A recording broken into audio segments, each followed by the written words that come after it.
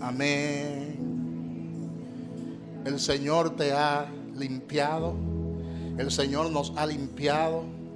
El Señor nos ha santificado. Nos ha regenerado. Porque Él venció la muerte.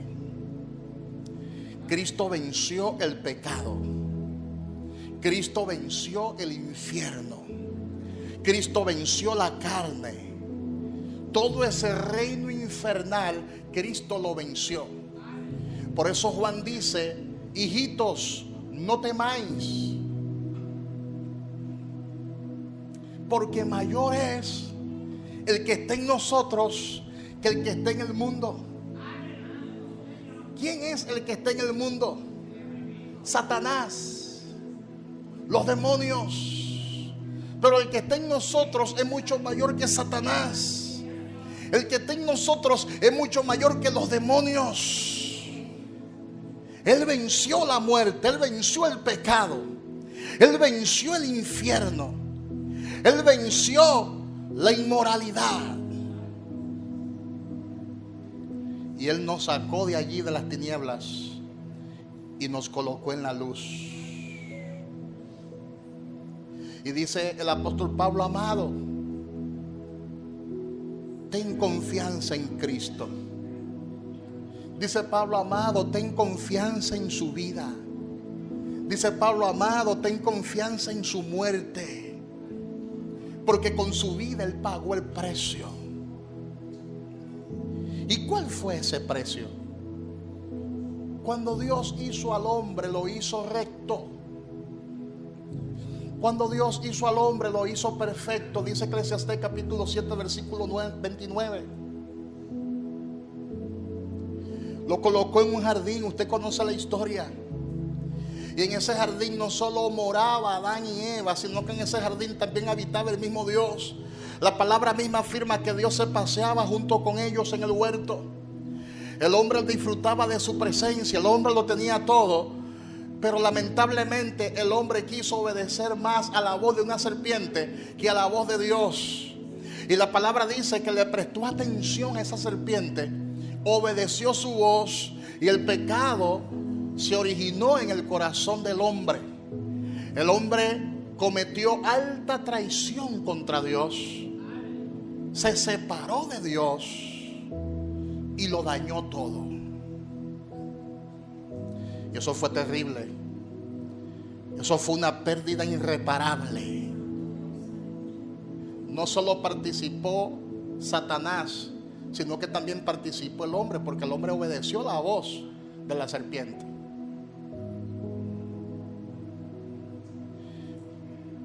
Lo dañó todo.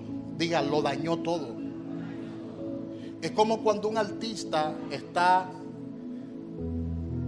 creando una obra de arte y hace un cuadro preciosísimo, producto de la imaginación, y pasa un bandido, quizá bajo los efectos de las drogas, y ese bandido agarra y toma un cubo de la pintura y se la echa a la obra de arte y lo daña todo.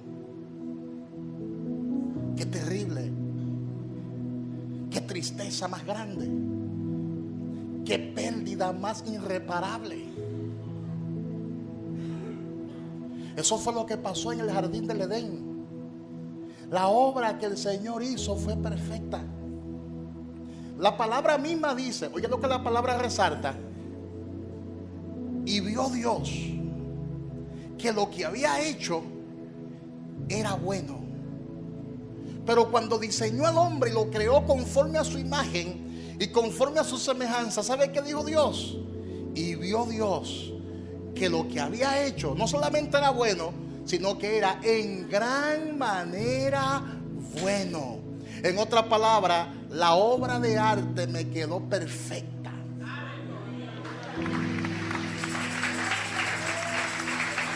Gloria a Dios. Pero el pecado lo embarró todo. El pecado lo ensució todo. el pecado lo dañó todo. Ahora había que restaurar esa obra a su estado original. Ahora hay que remover lo que se dañó.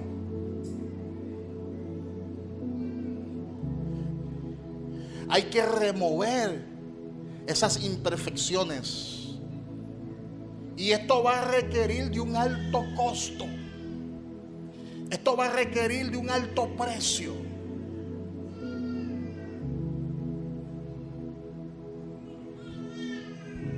Porque hay que quitar la incredulidad. Hay que quitar la desobediencia.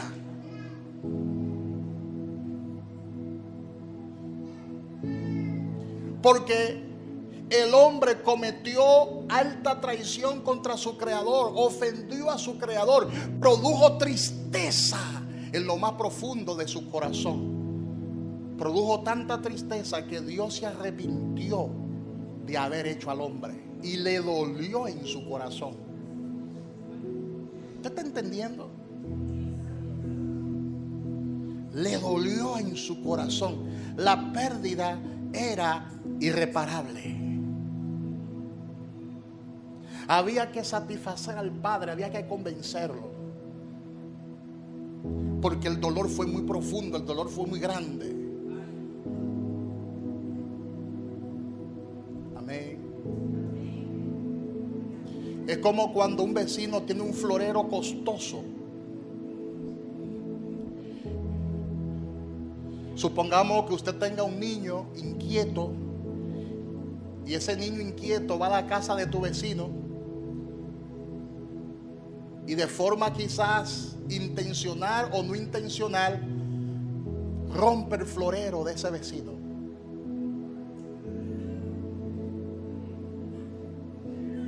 Hello. Y el florero es costosísimo. El florero cuesta 20,000 pesos. Es un florero costoso, un florero que se estaba usando como decoración en la casa, y tu hijo inquieto llegó a la casa y rompió el florero. Qué terrible ha sido ese acontecimiento. Wow. Gloria a Dios. No basta con castigar al niño.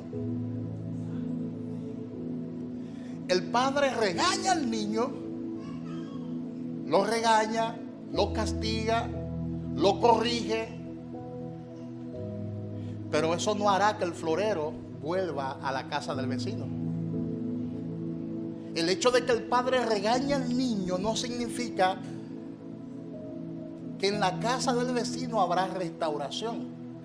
De manera que la obra no solo va a consistir en castigar al hijo, hello, no solo va a consistir en eso, sino hay que comprar en el mercado un florero igualito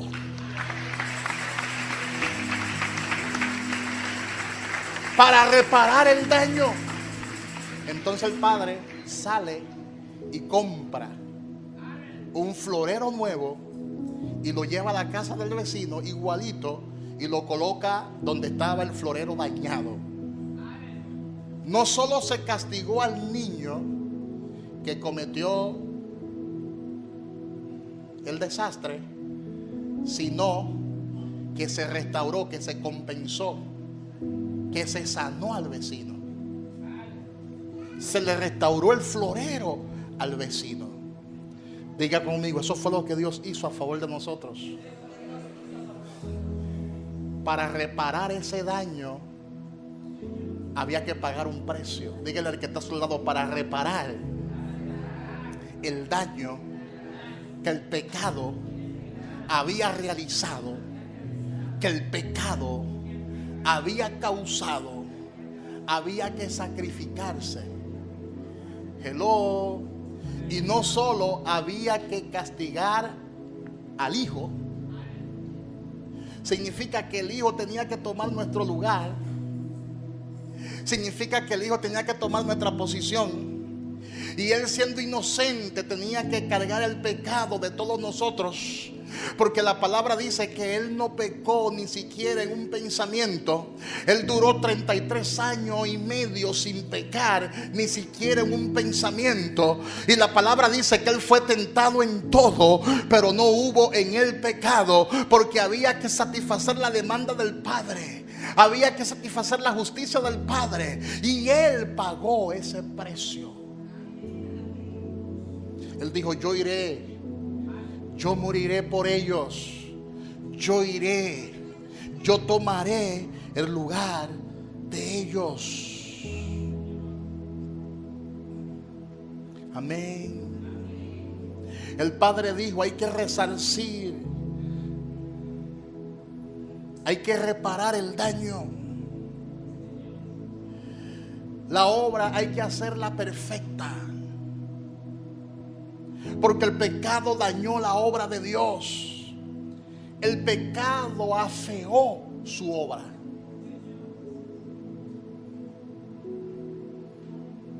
Y el hombre por sí mismo no podía pagarle a Dios, ya estaba en pecado.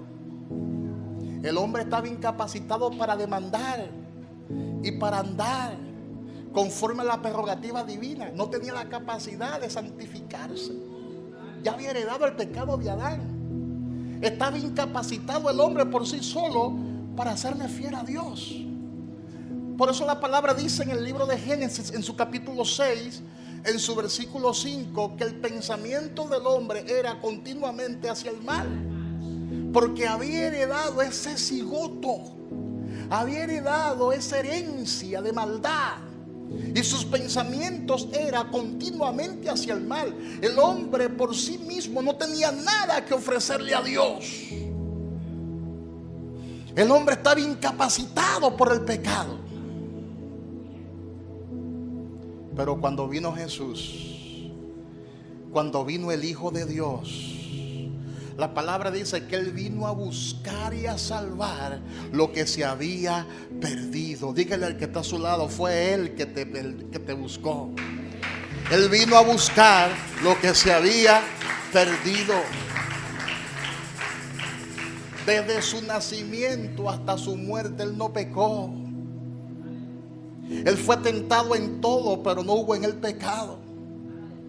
Incluso sus enemigos dieron testimonio de que él era justo. Pilato, por ejemplo, lavó sus manos delante del pueblo y dijo: inocente soy yo, dijo Pilato, inocente soy yo de la sangre de este justo, allá vosotros. O sea, en él no había una gota de injusticia. Él era perfecto, según Mateo 27:34. Y el mismo Judas terminó entregando las monedas. Después que Judas lo entregó y recibió un pago por esa traición, terminó entregando las monedas, botando las monedas, quitándose la vida, porque sabía que él era justo y que él no merecía morir. Judas sabía que Jesús era inocente, que su sangre era inocente, según Mateo 27:4. Hasta los demonios dieron testimonio de él. Cuando los demonios se manifestaban, que conversaban con Jesús, decían: no nos atormentes antes de tiempo, yo sé que tú eres el Hijo de Dios. Hasta los demonios reconocieron que él no era cualquier cosa, que él era el Hijo de Dios.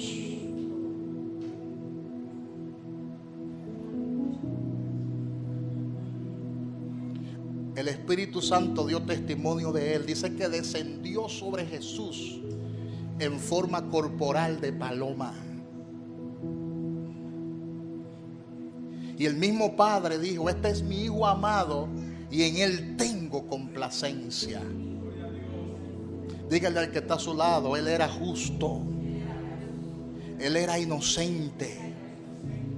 El Espíritu Santo descendió corporalmente sobre él. Todos dieron testimonio de él. Pilato dio testimonio de él. Los demonios dieron testimonio de él. Judas dio testimonio de él. Juan el Bautista dijo: he aquí el Cordero de Dios, el que quita el pecado del mundo. Dio testimonio de él. Los fariseos, los saduceos dieron testimonio de él. Y decían, yo nunca he visto a nadie que hable como habla ese hombre.